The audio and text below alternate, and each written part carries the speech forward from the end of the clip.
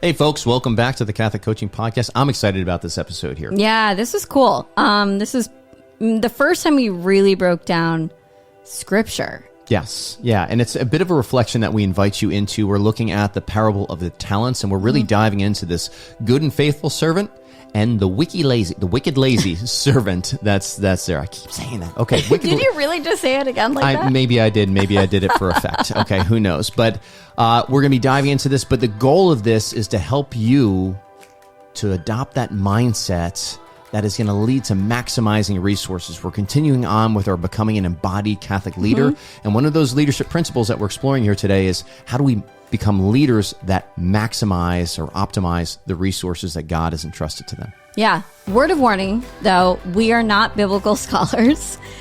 This is just our own reflection. And so, of course, we invite you Scott Hahn could say the same thing. Yes. Well, but we're he's not. A biblical scholar. I'm saying we are not Scott Hahn. So, but we invite you to reflect upon it with us. And so it's very raw. We've kind of covered a couple things ahead of time, but really we dive right into this. So it was fun. Yeah, we're excited to have you join us.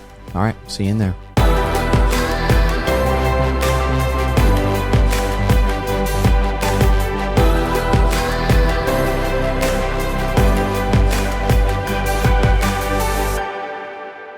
Welcome back here, folks, to the Catholic Coaching Podcast. Hi. We're going to be we're continuing on now with our Becoming an Embodied Catholic Leader series. We paused there for a bit. Didn't pause, but we just stuck around. We lingered a bit on influence. Yeah. And so it was so important. Yeah.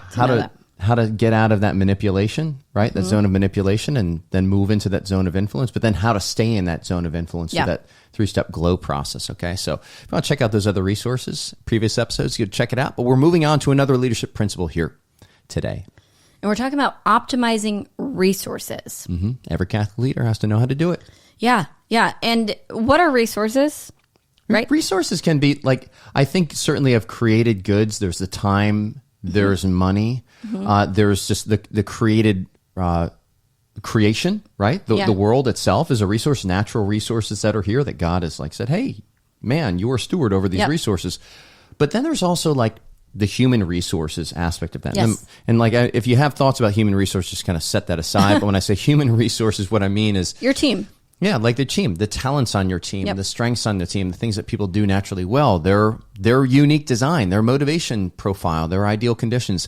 Like how do we cultivate these things and steward these things well so that we can have an abundant harvest, right? Yeah, and also your own skills and everything. So actually the definition of the word resource is a stock or supply of money, materials, staff, and other assets that can be drawn on by a person or organization in order to function effectively. Cool.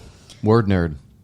Word nerd. Okay, so what's in it for you with this podcast? Yeah. This podcast is about helping you to lay a foundation in your own belief systems on how to maximize your own resources. Okay, so that's going to entail avoiding avoiding the scarcity mindsets. Yeah. We're going to be getting into that, and moving towards being inclined more towards those abundant mindsets.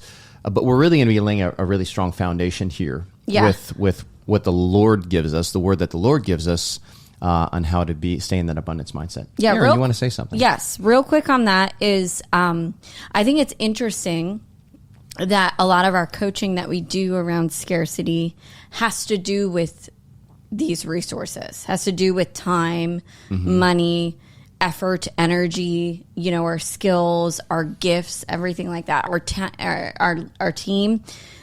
These are the areas that we always are coaching people in scarcity. And so we know that even if you aren't a team, even if you don't own a business, if you don't run an organization, this is still going to be super helpful for you because these are just general areas of scarcity that humans have. Sure. Yep. And so what we're going to be talking about today, Matt was saying, is we're going to be reflecting on a famous scripture, a famous parable. I mean, one of the famous ones. Are they all famous? But this is the one that I feel like that people talk about a lot. Yeah, you hear this, and we've referenced it in the past with podcasts. In fact, it was just the reading from the gospel from our last Sunday, right? As we're recording this, and that is Matthew 25, the parable of the talents. Yes, I like this one. I like too. this one because one of the reasons I love this one is because I think it's we talk about unique design a lot, and in fact, becoming an embodied leader has a lot to do with the talents, the gifts that God has given to you to steward, to manage well, to these resources that He has given to you. And He doesn't give the same resources to everybody, right? Each one of these talents, we'll get into it, have been given to each one of these people in the story, in the parable, based on their abilities. Okay, so that unique design kind of weaves its way even into this discussion. Yeah, and one little like caveat going into this: a lot of people will hear the word talent and think gift or whatever. You know, how we use colloquially. I can't say the word. Which is it was adapted later on after this story to kind of But it really is money. I mean, that's what it's talking about. It's a weight of money. It's I think it's 20 years' wages. One talent. Hold on. One talent is 20 years' wages. It says it right here. One talent is 6,000 denarii. Yes. Denarii. And if it's a gold talent, it was like 30 times as much as that. That's just for a silver talent. Okay. All right. But so these guys are getting, even the guy that gets one talent, you got a lot of money, right? Well, we got 20 years worth of wage. And I say that because maybe we aren't talking about money. Like, go to that resource in your mind that you have scarcity around, whether it's time, money, effort, energy, like maybe you're a mom and you're also leading a group of people and you're like, I just don't have enough energy, or whatever it is, whatever that resource is scarce to you. Maybe if you were to read this scripture and remove and substitute the word talent for whatever resource that you're dealing with, I think that's a really helpful way to enter into this. Yeah. So we're going to be framing this podcast with that parable. We're going to be reflecting on what we're going to call the two players. And we know that there's, in Matthew's gospel, there's three players here. There's a person that receives the 5, the person that receives the 2 talents, and the person that receives the 1 talent.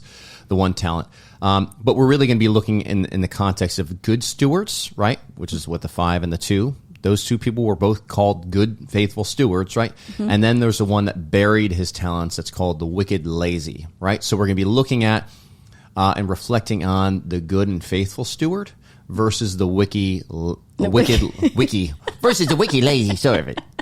And not even steward. They don't even use the word steward. They use slave in some translations. Servant. Or servant, right? Which I think is important here. Because a steward and a slave are different.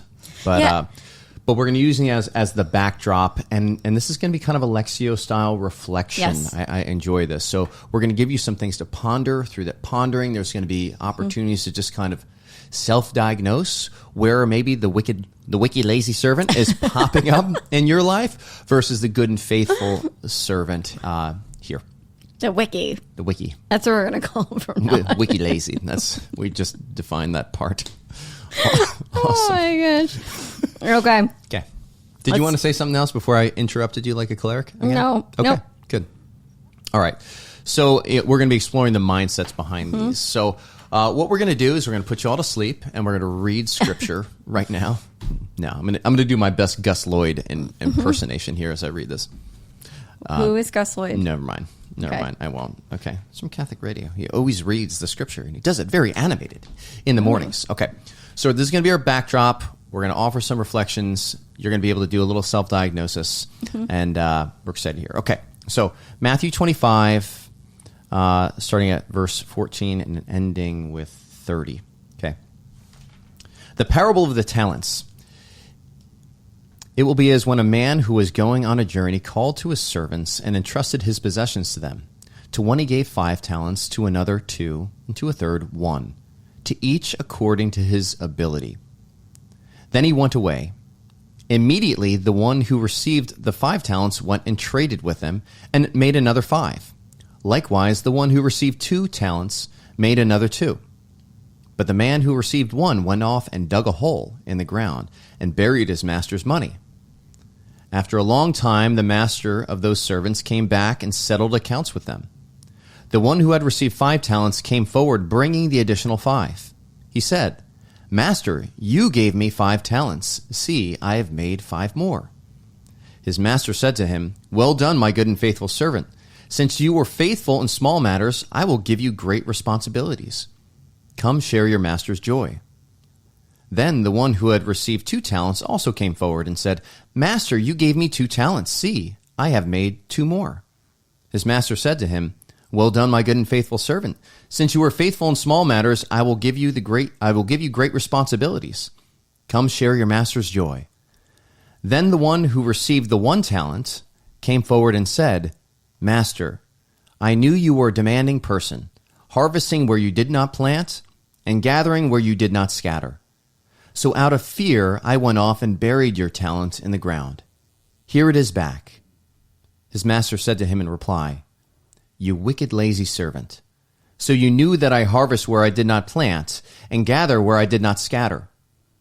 Should you not then have put my money in the bank so that I could have got it back with interest on my return? Now then, take the talent from him and give it to the one with 10. For to everyone who has, more will be given, and he will grow rich. But from the one who has not, even what he has will be taken away. And throw this useless servant into the darkness outside, where there will be wailing and grinding of teeth." The gospel of the Lord. Praise you, Lord Jesus Christ. Wailing and grinding of teeth. Okay. So let's take a look at these 2 stewards. Yeah. Or these 2 types of stewards. I would say also, like, I don't know if any of you experienced this, but like maybe the first couple of times, first 100 times we heard this parable, you kind of feel bad for the guy. You're like, man, that is harsh. That is a harsh judgment of somebody who seems to be acting prudent, at least. Mm-hmm. And also, like, really, did it demand wicked and lazy? Holy moly. So it's just something to reflect upon. If you feel like you are endearing yourself to this wicked and lazy servant, you're not alone. You're kind of like, oh, what is going on? And this is why I think it's important for us to explore the mindset that led to these actions and these choices that he made. Yeah, I mean, and when you explore it, you find that the condemnation is actually quite fitting. Even Saint Jerome kind of calls this guy out and says, don't pull the fear card here, right? There's more going on here, so don't just make it so that afraid. you were afraid, right? I think that's important to note here as well. Is this parable shows up in Luke's gospel as well. Luke 19 explores this, and there's some differences here, right? He's got 10 servants that he gives, each one of them 1 talent. Am I understanding correctly? One comes back and makes 10, turns from 1 to 10. The other one turns 1 to 5, and the other one buries it in like a little napkin, right? But also something that's going on in the background there is this master is leaving, and he's going to a king to be given authority to rule over these people, all right? So it harkens to Christ leaving, going to God the Father, being given back the world, right? And then there are people, when he goes and does this, that behind his back are going and they send a delegation out. It says to kind of undermine him. It says, but the citizens of his country hated him and sent a delegation after him, saying, we do not want this man to rule over us. Okay? So in Luke's gospel, it kind of undergirds the spirit of rebellion. Yeah, non serviam. Non serviam. I will not serve. Yeah. Yes, that's behind this. And then also, in Luke's gospel, it gets a little bit rougher, right, at the end, where Matthew's gospel, he gets thrown out, and it's wailing and grinding of teeth, which sucks. That's pretty rough. But in Luke's gospel, he says, now, bring before me all of those people that did not want me to be their king and slaughter them before me. It's like, ugh! Yikes. That is rough. It's like, oh, you don't want to be under my authority? I'm going to show you some authority. So let's explore this a little bit, and maybe start with the good and faithful servant. Yeah, I was reflecting on this before too, and I think just opening up a conversation around this, the landowner, the person who's leaving. I looked up that word entrusted, and it means just gave to. That's what it means. Yeah, which isn't very deep, and you're like, okay, that makes sense. But I think what's interesting is that there isn't really any instructions when he's leaving. It's like, he doesn't say, go and multiply this. maybe that's assumed. Maybe there was a conversation and we just don't know about it. Obviously, this is a parable that Jesus is telling, but yeah, maybe this is I don't know if this is a normal thing that masters did. And it was just like whenever this happened, they were expecting some sort of a return. But we know from the parable that the master was expecting a return. Well, and also that made me reflect on, okay, so maybe the master could have just, because he says this later, could have just placed his talents in the bank and got interest. But there was a reason why he chose people to entrust it to. And I think maybe that was an assumption, because otherwise, why wouldn't he just put his money in the bank and raise it in interest? Good point. Yeah. So I thought that was interesting to kind of reflect on that, kind of this exchange out of the gate. Like, what were the parameters around this exchange? Yeah, and I think that's what's good there is like you're setting an expectation out the gate that there is an expectation that with the investment that the master makes in his slaves, in his servants, that there is going to be some sort of return. Yes. Okay. And even like the affirmation that he gives at the end indicates that, like, yeah, he's well done, right? That's very happy. Like, I'm happy with what you did here. So it wasn't like, hey, you didn't have to do that, but thanks. It was like, hey, well done, good and faithful, meaning you did what you were supposed to do. You were faithful to the task that I gave you, and because of that, now I'm going to give you more responsibility. In Luke's gospel, they actually give them cities to rule over, right? So the person that gets 10 pounds back, I think is the unit that they use, he gives them 10 cities. And the one that gets 5, he gets 5 cities. Whoa. So like there is real authority that's being passed on, and these are, and the funny thing is like when it comes to like just managing your talents, he considers these small matters. Right? That's something also to keep in context. Especially as we're talking about leadership. Yes. So, okay. And I like this too, because what we're doing here, I think as we move on, we start to reflect on each one of these, each one of the good and faithful versus the wicked and lazy. We're going to see some keys here, folks. Like some keys that we can keep in mind to really do that self-assessment as to whether or not like we're living more in that camp of the good and faithful servant, or we might be drifting over into that wicked and lazy servant. And here's the reality. We don't trip into the good and faithful servant. It doesn't happen just by default. I would argue that we default more to the wicked and lazy servant. And that's more like original sin. What has it done? Concupiscence. Concupiscence. It inclines us towards that wicked and lazy. I think the good and faithful servant is, it is like an intentional act of the will. Okay. Like intentionally acting. They're like, choosing it. Yes, there is a choice in the matter.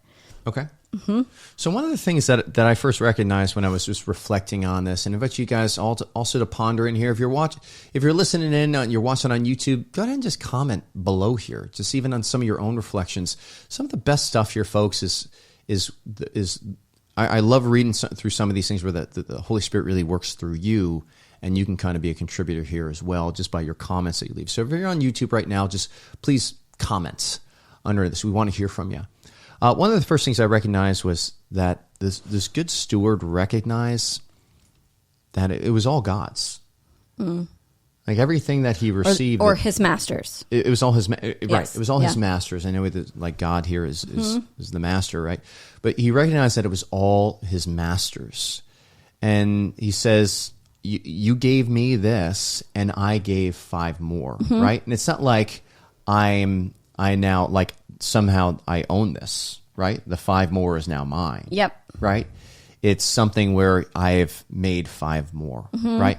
So that was something that was one of the first things that recognized that it was all the masters. I like the word immediately. Okay. It's like he was, the one who was given 5 immediately went out and doubled it. Yeah, and the one with 2 did the same thing. Yes. He did the same. But it's like that word immediately just shows me that there's like this agility, there's a fortitude, there's some type of courage and excitement even. Like, oh man, like I'm so honored that you've given this to me, this task to me, but wasn't really stopped by, I don't know, doubt and fear and all that. Yeah. So even somebody that doesn't have the doubt, doesn't have the fear, this person went out. And I think that a person, in order to have that immediate, confident response, there needs to be a bit of self-awareness, right? There needs to be, if you're going to take this and you're going to, say you got a bunch of money and you want to make more money, well, you have to kind of understand how you can make a value proposition to somebody else that they're going to be willing to give you more money for, that's going to be more than what you invested in this value proposition that you give to them. So just like laws of economics, these guys, I think in order to immediately go out, they knew who they were. They knew their unique design. Yep. They knew their contributions and their gift, and they were motivated here. Yeah. They might have been waiting for this moment, for all we know, to just have this responsibility entrusted to them. And I think of even, the way that I've received coaching in terms of investing as an employer in our business. Somebody's told me it's better to not have money and know what you will do with it when you do have it than to have a bunch of money and not know how you're going to spend it. So I imagine these guys even were pondering ways that they can go out and create value such that when all of a sudden the investment fell on their lap, boom, they immediately went out and they had that sense of urgency. That can only come through some time spent cultivating their unique gift. Yep. Yeah. Okay. Yeah, it could be that. And it also could be, wow, this person really believes in me. And maybe I can I don't know, use some of that. Use lean on some of their confidence in me. Yes. Because it was all according to their abilities, right? He gave different amounts in the Gospel of Matthew according to their abilities. Yes. Yeah. So even that, in accordance with their abilities. And we just got done, sharing a couple of, podcasts on the influencer and how important it is when you're influencing somebody to know their unique design, to know what drives them, what motivates them, so that you can present something to them in a way that's motivating, that they want to say yes to, and they're open to being influenced here. And so the master knew his stewards. He knew his slaves. He knew these servants, and he knew what their abilities were, and he gave them something that he wasn't setting them up for failure. I think that's important. Well, so I'm going back to this word entrust, and it actually, the etymology of the word entrust is to trust in. Okay. Yeah. Okay. Yeah. So it's N, the derivative or the root of that is inward trusting. So I can see how moving forward in the parable where you placed trust in somebody and they did nothing with it. Oh man, that's rough to be on the receiving end of that. But You're saying as the master? Yes. Okay. I am entrusting all of my possessions to you guys. And so even trusting in. Almost being are you calling me stupid for doing this? Right, for entrusting you? Right. But the good stewards saw that in reverence and even in receptivity and saying okay, there's a reason why he entrusted it to me. Right? And not this other servant or this other servant and this other person over here or I don't know, next of kin, right? There's a reason why he entrusted it to me and acted immediately on it. And I think that's what led to that immediacy and that perseverance in them. Yeah, and I think that's a really good point here, folks, to just even pause and I invite you to just consider, what has the Lord entrusted to you? Yeah. Perhaps even entrusted to you in some that he hasn't entrusted to another. And you may feel inclined to just go to an area of talent. You can certainly go there. But some of the areas of talent that are often also gifts, they're also resources that the Lord gives, is, I look back. I remember when I realized that an investment that the Lord had made in me was having parents that were aspiring towards holiness. They had a marriage. They stayed that stayed together. They were faithful to one another. We were in they were converts, and so we grew up really learning about the faith. My father was a deacon, these were investments that the Lord made in me. And I remember the moment where there was a time where I was burying this investment in the sand when I was in the military, and I was ashamed of this part of me where I loved my faith, and I saw it as something that was perhaps effeminate, or that my Marines, back when I was a Marine, like that they wouldn't be able to receive it. And I also remember the moment when I realized that there were Marines that longed to receive that gift from me, that longed to be led spiritually, that longed to be formed. That right, was given to you. And I was given that. And here I was for a while, I was resenting that I wasn't this tactical genius that I thought I needed to be. Well, I wasn't a buffoon out there, but but I was taking this talent that where the Lord had really given me a talent and made investments in my spiritual warfare abilities, right? And when I finally started to embrace that, that's where we started to see abundant fruits that were coming, and even like miraculous fruits that were happening in combat, which is that's a story for a different day. Well, I think also too, another thing is obviously these first two stewards or these first two servants knew of this expectation to at least try to increase it, right? And so if we were to take that and apply it to ourselves, try to increase what the investment is that they entrusted into you, the talents or whatever your resources are. So when I look at this as myself, it's like, okay, so what are the resources that the Lord has given to me? And how can I increase them? How can I increase them? Have you noticed that the master didn't come in and do the work for them? Yeah. He expected them to do it, to actually collaborate with it, saying like, here, I'm giving this to you. Here's the raw material. Go out, go and be abundant. Go multiply this, right? Be fruitful and multiply. And so I think there's like, not only is he like accept that I've given this to you, but go do something with it. Just ask, do anything. Yeah, the expectation. Put it in the bank. Well, in the very nature of money, right? And money is a resource to be able to create value and exchange value. Right? Yeah. Exchange something for value. Okay. So it's like there's a couple of distinctions that start to come to mind here, all right? But before we even get into that, if we just reflect on how the master responds to the good and faithful servant, the first thing that comes up is like he actually calls him. He calls him a good and faithful servant. Yeah. He names them. He speaks that over them. Yes. Gives them that identity. Yes. Okay, so like they're good. Their intentions were good, right? Everything about them is good, right? Their actions were good. He calls them good, okay? So here is like, who's the master? The master is God. Only God is good, right? So he is seeing, he's acknowledging himself. This is God acknowledging himself active in the servant, right? There's something beautiful that's taking place here, okay? So the servant is responding to grace, and the servant is also faithful to the task that has been given to him, okay? All right, so that's the first thing. Another thing is just like he gives more responsibility to the servant. And more gifts. More gifts. Gives more abundance to them. Yes. Even gives takes what the wicked lazy servant's talent, and the one with 10, he gets it, right? Yeah. So there's that. And I love how both the 5 talent one and the 2 talent one, they both get the share in the master's joy. And they both get that same kind of like that same affirmation. Yeah.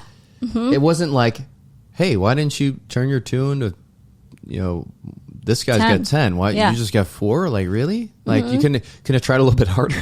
Like, it was he blessed it. Yeah. He blessed the return. Right? And I even start to wonder here, is there a law when you have this abundance mindset and this faithfulness, and you are that good and faithful servant, if this is almost like a law that your works will be blessed, they will be fruitful, I think so. I mean, I think I think that's a promise. There's just this generosity. I mean, I think it's really demonstrated here, where it's when you're generous and free. You know, I think the best descriptor word for an abundance mindset is freedom. Yeah. There's this freedom of collaboration. There's this freedom of knowing that you are a steward of something that you haven't created yourself. Like you have created that with God. And the hardest thing for you to do is to receive it. So I think talking about abundance mindset, real quick, I hear people talk about this all the time and they just kind of say it as like, just think abundant thoughts. Yeah, abundance mindset. But it's a collection of beliefs that creates an abundance mindset. And like you said before, a belief system. Yes, right? It's a belief system that creates an abundance mindset. And you're not necessarily born with an abundance mindset. I think we have to fight for it. We have to work for it. In a fallen world. Yeah. Yeah. And it takes a lot of virtue to not fall into it, to actually have that abundant mindset. Well, I say in a fallen world, you got to fight for it, but even in the Garden of Eden, you had to fight in for paradise, you had to fight for it still. Yeah. Like there was still the temptation to slip into that scarcity mindset, which our first parents did. Okay. So what are some of those beliefs? If we've kind of reduced this down to 3 beliefs here, there might be more, all right, but we're just going to stick with 3 for simplicity's sake. 3 beliefs that the good steward had. Yes, and these are beliefs that each one of us can nurture. To the extent that we nurture these foundational beliefs, the result is going to be an abundance mindset. And that abundance mindset is going to lead to optimal management of resources. Yes. Okay, as a consequence. So what do we got, Erin? First one, it's pretty simple. It's simple, but it doesn't mean it's easy to believe it. Yeah. And that is God is good. The master is good. God is good. Yeah, the master is good. Like, he is not arbitrary. He's not making things up. He's not just willy-nilly choosing you and entrusting these things to you. He is good and he is trustworthy. And he wants to give more. He's generous, too. Yeah. So, like, underneath that goodness, he's generous, right? The wicked, lazy servant didn't see him as good. We'll get into more of that in a second here. And this really, I think this goodness leads to this emotion of this confidence that's there, inclines them to choose to act immediately. I think we can look at this belief in the goodness of the master to say, yeah, I want to, whatever the master's about, I want to support that mission. And so I'm going to go, boom, I'm not going to waste any time. I'm going to be very immediate about my action and increasing the master's wealth here. Yeah, I think it's interesting. Confidence, I look at confidence as a combo of hope and courage. It's kind of like a combination of those two things. I see. Of those two emotions. And so, I think in leading that to that virtue of faithfulness. Fidelity. Yeah. Good and faithful servant. There it is. Right? Yeah.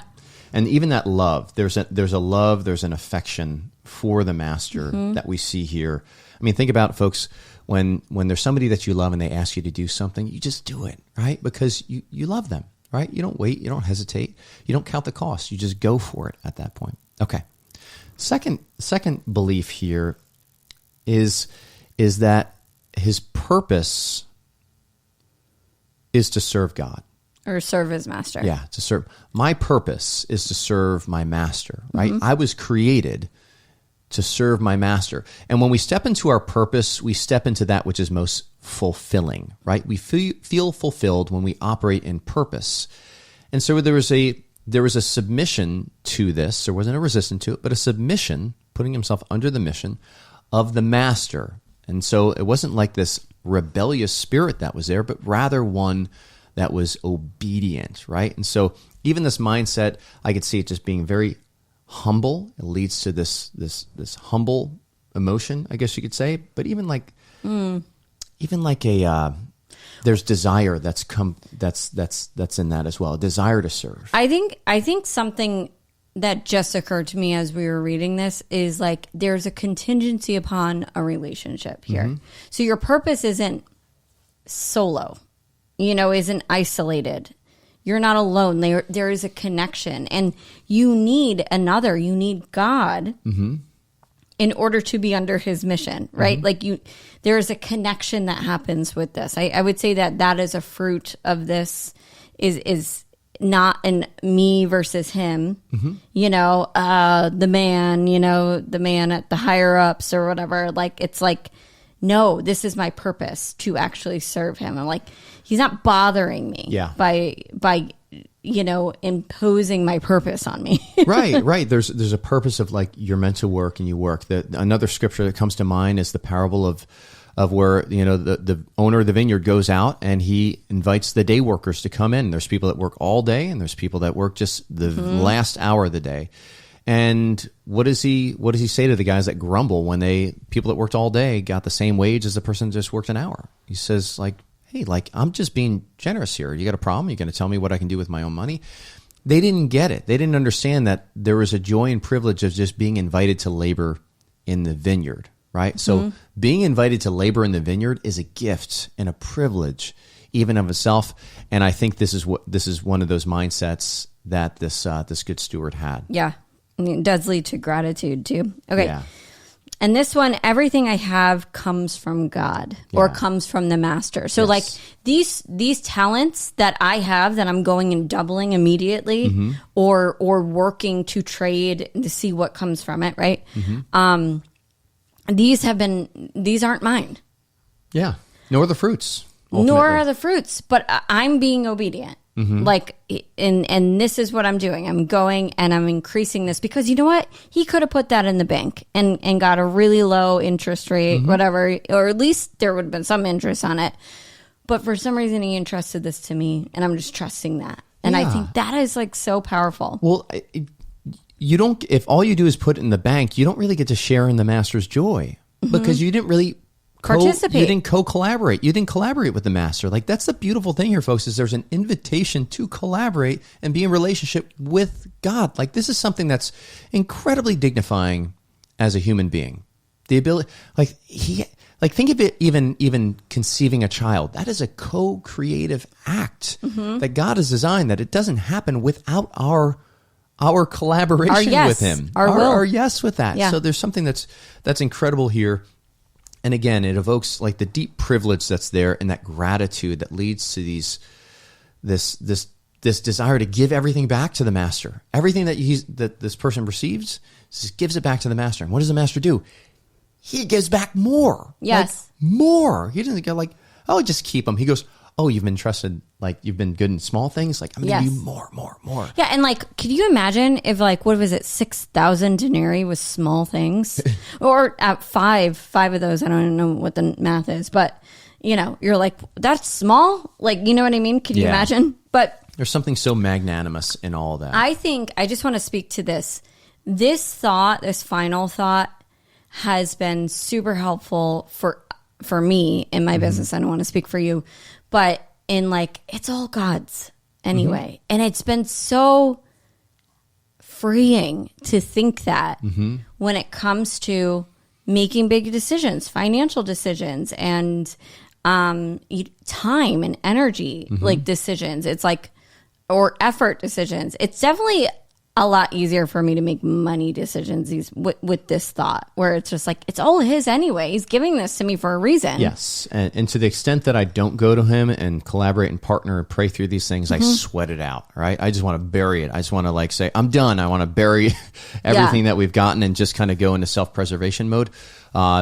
But which is a good segue, right, over here into the wicked lazy servant, that wicked lazy servant, wicked lazy. Okay, so again, to reiterate the passage, it says, I want to highlight this here, how the servant responds to when the master calls him to account.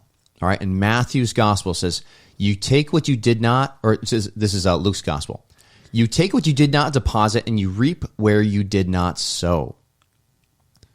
So here, have what is yours. Like, and then it goes into Matthew's gospel. Master, I knew you were a harsh man, reaping where you did not sow and gathering where you did not scatter. So I was afraid and went and hid your talent in the ground. Here, you have what is yours. It's almost like, here, you've got what is yours. We're even Steven here at this point.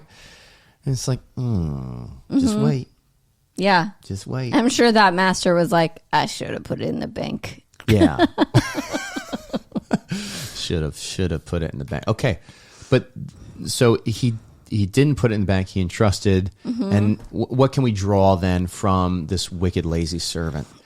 I think from the beginning, this guy's got a chip on his shoulder. Yeah. And I think he sees the master as unjust. Even that lead out where it's just like, hey, you reap where you don't sow, and you like. Well, the first thing he says is like, I know you to be a harsh man. I know you to be hard, right? Mm-hmm. And it's like, dang, that's rude. Much, you know what I mean? Like, but I think kind of a jerk. I think it's interesting because the response of the master, he doesn't own that part, but he does say, yeah, there are times where I reap where I don't sow, and there. Mm-hmm.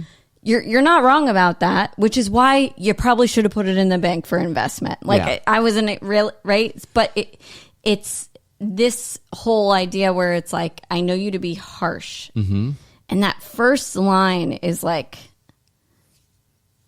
it really kind of demonstrates this chip on his shoulder. Yeah. I mean, it also demonstrates, like, there's a premise behind this. Like, you reap where you did not sow, and you gather where you did not harvest. All right. So what he's saying is, what these other guys did over here, like, you didn't reap that. Like, you didn't sow that. They did all that work, and you're taking all the credit for it. So, but like, what he fails to say is, like, consider is that it's all the masters in the first place. Like, that's the premise behind this, is that there are things that don't belong to the master. Right? And that's where this guy really gets it wrong. I mean, we juxtapose that with the mindset of the good and faithful servants. Everything they have is from God. Everything is a gift. Everything belongs to the master already, right? Here, there are some things that don't belong to him, and this guy is going to set him straight, and he's going to teach him a lesson, is what he's after. I think it's a us versus you, like me versus you, and that's kind of that contrary to that. I'm here to serve. I'm here. It's very contrary to that. It's like, yeah, I'll just do what I need to do, just to get by, and whatever. And I think that's really helpful to know, even to apply this to our lives. And what are the areas that maybe you're showing up at work, or and I'm just doing what I need to do just to get by. I love that you're bringing this up. I love that you're bringing this up, because like we've been speaking recently about employee engagement. In fact, our conference that we have coming up in 2024, May 7th through the 10th, it's going to be at Fort Lauderdale. Quick plug here: Become Who You Are. That's all. That's going to be all about how do we get people engaged in the church. In the church, recognizing that there are people that are disengaged or even actively disengaged. They're pulling the bricks off the building. How do we increase the actively engaged population? Because that's what we're going to need in order to really respond to the missional needs of the church in our present age. Okay, so check that out. Those tickets are on sale right now. So go to CatholicCoaching.com and you can see where you can sign up for that. But we'll also put a little link here where you can check it out and share it with your pastor and stuff like that. So, okay. There is this. I was talking about just kind of like, going along with the motions, but not really being engaged. Well, the lack of engagement here, like you look at what is an engaged person? Like, we look at the good and faithful servant as engaged. They're on board with the mission. Yep. Right. They're personally invested. They're excited. Acts immediately with the mission, and they're doing what they do best. They know their abilities. The master knows their abilities. Who knows? Maybe this master even helped these people cultivate these abilities before giving them, and tested them in other small ways before dumping entrusting this huge amount of money to each one of them. And so there's like those, they're engaged versus those people that they don't know who they are. They don't know their abilities. And so therefore they don't know how to invest and immediately go out and trade. They operate out of fear, and then they blame, and then they cry injustice, and they play the victim like this guy does, and they do what they think they need to do to just get by. Yep, like you said, just like bare minimum. At that, like, but here's the thing, guys. Like this wicked lazy servant, he truly is wicked, because he went out of his way to actually harm the master. Because there was think about it, if somebody gave you a big sum of money, what's the first thing you're going to do? hide it under your mattress? Maybe, if you're one of those people. Yeah. But like, you're going to put it in the bank. You're going to put it in some sort of investment so you can get an easy return. You just kind of sit. Yeah. And you can even get like a 0.5% return on a CD or something like that. Even if you were, so let's just say you did put it in the bank and it was like a low, but like there was an increase. Maybe the master would have been like, you lazy servant, but not wicked. See what I mean? Yeah, like you weren't intentionally trying to cheat me out of something, because I could have done this and now I'm at a loss. Right. And so like that's where the comment, I always wondered, like, what's this whole comment about, you know, you could have put it in the bank? And it's, I think what he's saying is like, you intentionally tried to inflict harm dug on a me. hole. You went above and beyond. You actually like, you're so wicked that you actually took more effort to keep me to do less. It would have been easier to put it in the bank. But like, you're also like, you're hiding behind this. Like, you didn't go out and trade because you're lazy, right? But in some ways, like, he's not lazy because he had to get a shovel at least and dig a hole and find a spot that nobody else, and like put an X on it and make a map. Who knows? Like how he found this thing. This guy was young for a long time. There's a lot of effort to just making sure that the master, like, it's almost like he's just like, I am not going to allow you to capitalize off of my effort. You're not going to reap what I sow, right? So he's wicked. He has, and if we look at the definition of wicked, it's somebody that has ill intent. There's malicious intent. They're intending harm, okay? Yeah. Versus somebody that is good. They have good intentions. They want to, the opposite of being wicked, okay? So even that, like, we look at that. What does the master say? You wicked, lazy servant. Mm-hmm. And he speaks that identity over him. That sucks. Yeah, sure does. Okay. Also, certainly scarcity mindset here. And what else? He was afraid. Well, he's afraid. Yes, he was afraid. And what do you get on that, Erin? I mean, at first I was like, I think fear is behind this. And I certainly think fear in general is behind most poor decisions. Mm-hmm. But I think now, and reflecting on this, it's like, no, you chose all of these other ways. You chose this wicked way and this slothful way, right? Mm-hmm. And you're kind of being like petty about it. Like that's what St. Jerome said. He was like, that. Can you pull that up? Because this is like really good here, folks. It's like St. Jerome. He's like, okay, when you say I'm afraid, like he's playing victim at this point. Don't he's just like, blame it on fear. Don't, like, fear is not really what's going on here. You're using fear to kind of soften this because you're backpedaling at this point because you're like, dang, man, like I wasn't expecting for the guy to be so generous, right? When I gave him a return, I thought he was just going to take my stuff, but he ends up giving these other two guys like, I wonder even if this wicked, lazy servant is now standing before judgment and is just starting to sweat a little bit here. Mm-hmm. St. Jerome says, for truly that which is written, to offer excuses, excusing sins. This is Psalm 141:4. Happened to this servant, so that to slothfulness and idleness was added also the sin of pride. For he who ought to have honestly acknowledged his fault and then entreated the master of the household, on the contrary, cavils against him, and averse that he did. Dang, Jerome, you're killing us here. All right, Are these even words? All right. Maybe we just put St. Jerome to the side here. Hold on, there's another one that I wanted to. But here's like here I got it. Oh, you got it. Okay. Good. He calls him wicked servant because he cavilled, which means he made it petty. Mm-hmm. I looked it up against his Lord, and slothful because he would not double his talent, condemning his pride in the one and his idleness in the other. Even again, it goes back to that, the laborers in the vineyard. Like, why do you sit here idle all day? Come and work in the vineyard. So like, and the master was gone for a long time. This guy had a lot of opportunities to mend his ways and come back and repent, right? Mm-hmm. This even goes back to another scripture where like the guy, the master gets a report that his steward has been mismanaging his funds. He says, I'm calling you into account. Like, I'm going to take the stewardship away from you. And the guy goes and he says, oh, how much you owe? Mm-hmm. 100 things of oil, make it 80 or something. And he commends him for acting prudently. What did he do? He was a common practice there was for these stewards to inflate a little bit of what people owed to the master and skim off the top. So what he was doing was he was repenting of having done that, and he was removing his cut from that. And the master praised him for at least seeking what he could in that final hour to repent as much as he could. This guy wasn't doing that. He was blaming and he was backpedaling at that point. This makes me think of Christians, and I've certainly been in these shoes, and I probably am still in a lot of areas, but where you aren't actively growing in virtue, but you're like just avoiding sin.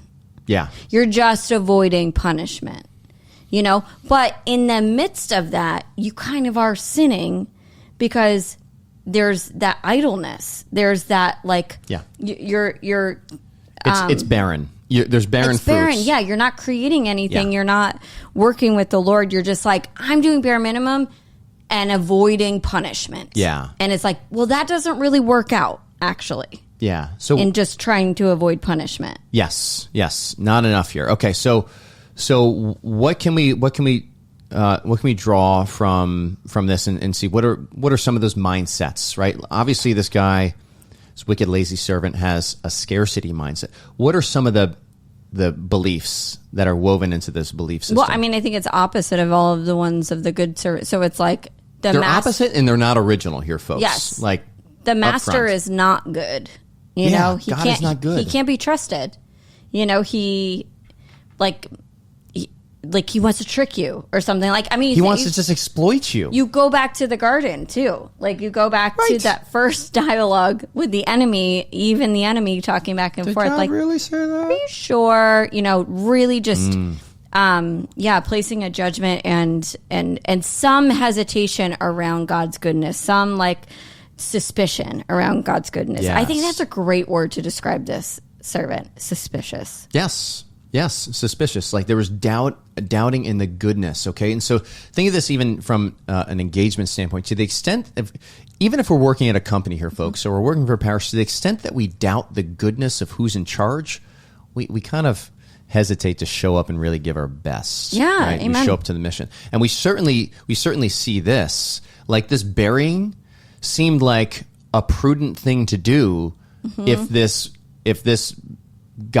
master really was a big stupid jerk. Yeah. Right? Like it would be the prudent thing to do is like, I'm not going to continue to pad your, line your pockets with my labor and you're just going to exploit me. Okay. So we fell for that lie, hook, line, and sinker. And it's the very lie that Satan pitched to Eve and Adam in the garden. Okay. So what does it do? Puts him in a place of fear.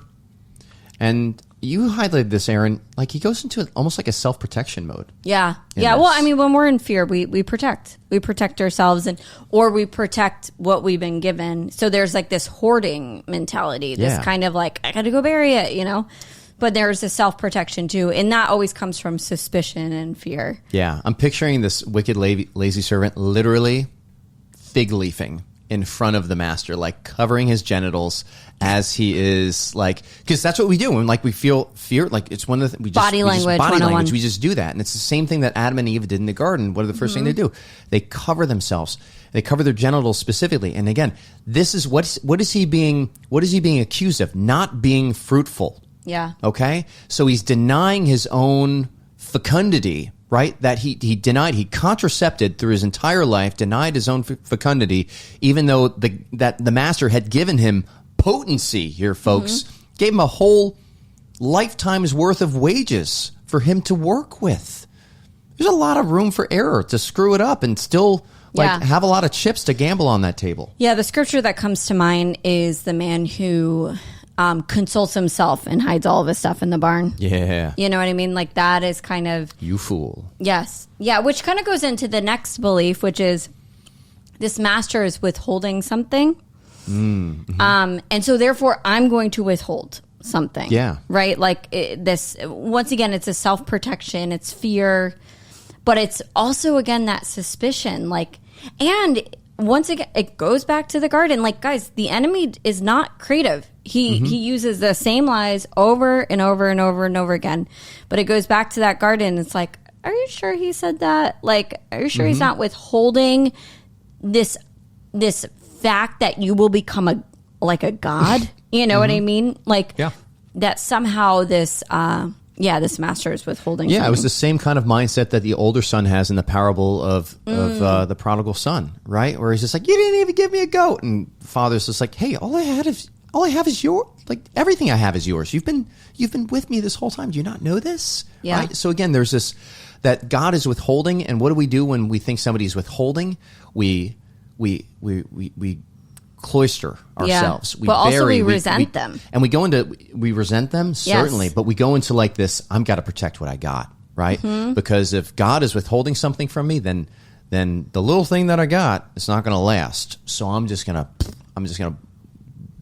stock it up in barns. I'm going to, Yeah, and I think this led to him to that choice of rebellion and like that non serviam, right? Like choosing, I will not serve somebody who withholds from me. Yeah. And you see this vice of injustice, this vice of obstinacy, like this persistence. I mean, guys, the master was gone for a long time. This guy persisted in this, even though he probably saw the other stewards like, we're doubling here. It's like they're all in the same house, right? And so he probably had plenty of time to be like, man, maybe I shouldn't have done this. Maybe I can go and bury that and do something with it. Maybe I should just put it in the bank. But no, obstinacy. He persisted. This was real hardness of heart that he cultivated, and he kept doubling down on his decision again and again and again, to the point where it was default here, folks. It became,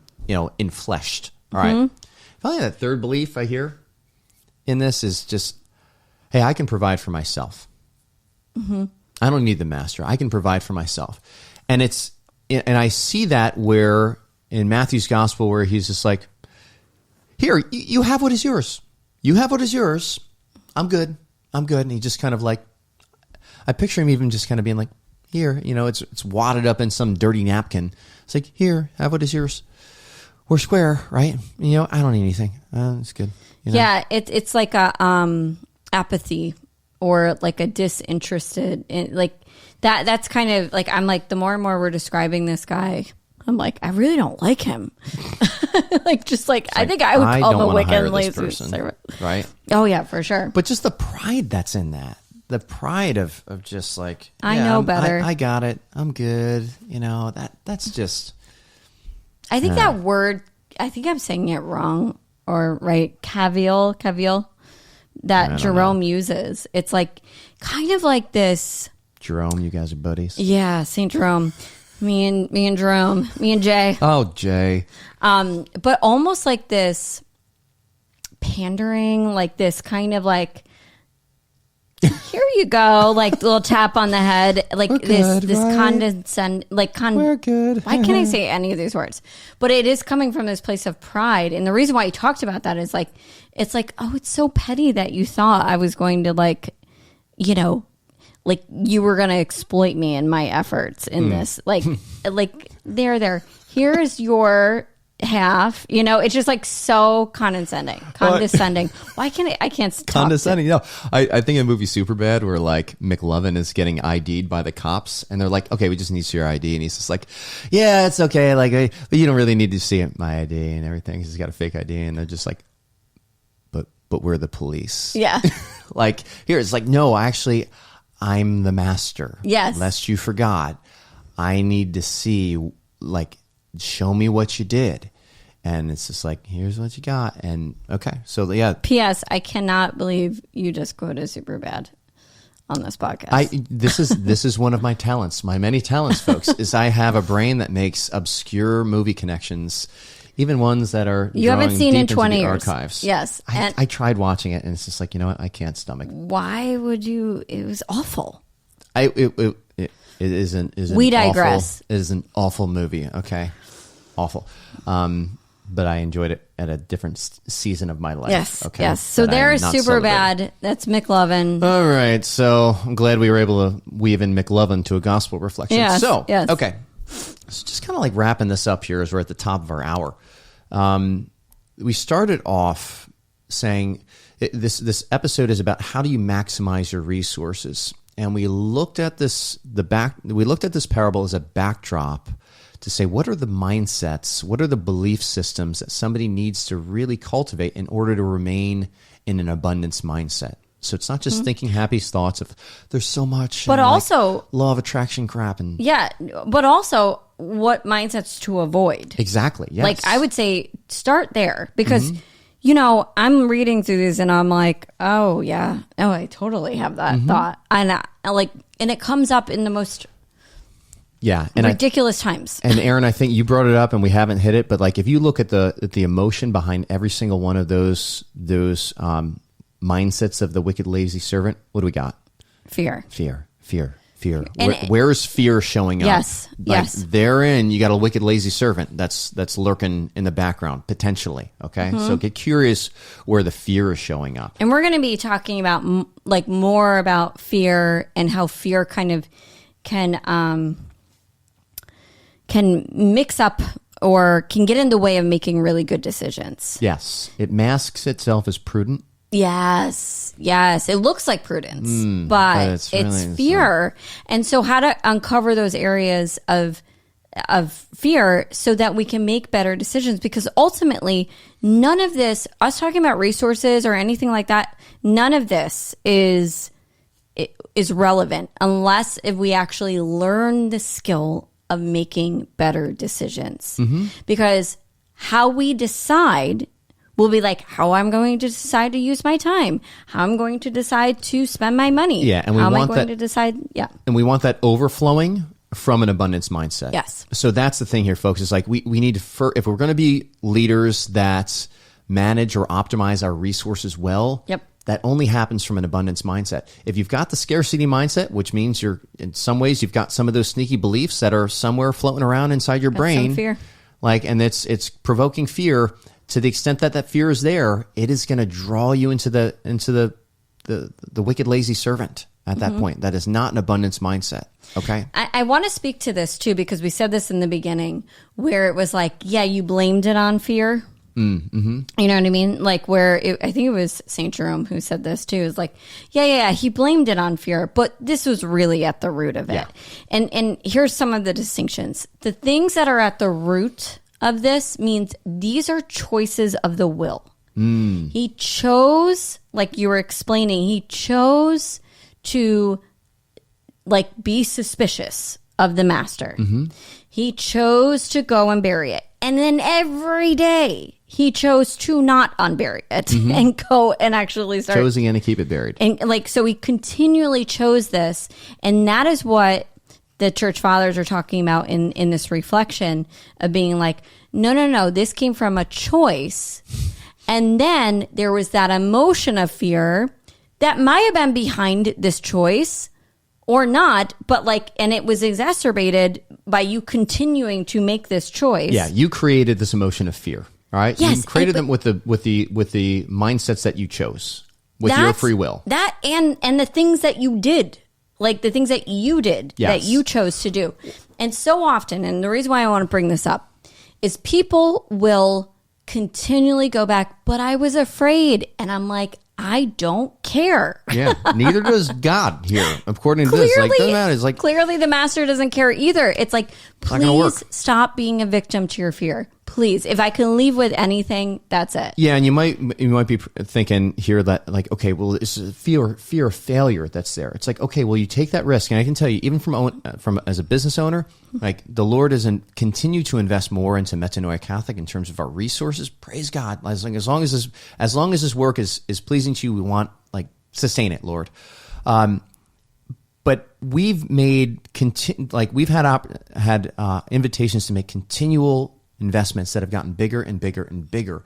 And every single time we do that, and we do it prayerfully, and then we start to see the fruits that come forth from it, where there's an increase that comes from that investment. What it does is it starts to build up evidence where I can go back and I can remember, okay, I remember when I made that investment and I was afraid there. Is this similar here? Okay, the Lord is possibly inviting me into a new place of faith here, to put my trust in him, that he's going to be the one that's going to provide. And then it turns into an investment that is coupled by this investment of faith, that God truly is the good God that he says he is. And it's like doubling down. You're doubling down on the good beliefs of the good and faithful steward at that point. And then the Lord is just like, I told you, like, well done, good and faithful servant. Yeah, you get to share in your master's joy. And there's something that's beautiful of being able to go through and like have your life now becomes this story of God's fidelity, right? Yes. God's faithfulness to you and God's goodness, and you becoming more like him as well. And I'm not saying that to pat on myself on the back. It is all God's grace that is driving this. Okay. But I am going to claim what God has done in my life and say, thank you for those things. Yeah. Amen. Cool. So next week we're going to be talking about fear and decision making. And then we're going to start talking about the different temperaments and how we're afraid of different things, and only because we value different things. We really want to rest in different things. And so that fear kind of gets in the way of these values. So we're going to be taking each one of the temperaments through that. But decision making, guys, it's so huge, and it's utilizing our spiritual power of the soul, which is our free will, well, and it's stewarding those gifts well. Take it back. So we're excited to share with you some of the stuff that we've learned along the way and share with you our own stories, because we always are sharing our own stories from our different temperament perspectives. Okay. So to get those episodes when they release, please subscribe. Yes. We'll see you next time. Hey, thanks for sticking with us in the Catholic Coaching Podcast. If you like what you heard, please like and subscribe, and we'll see you again.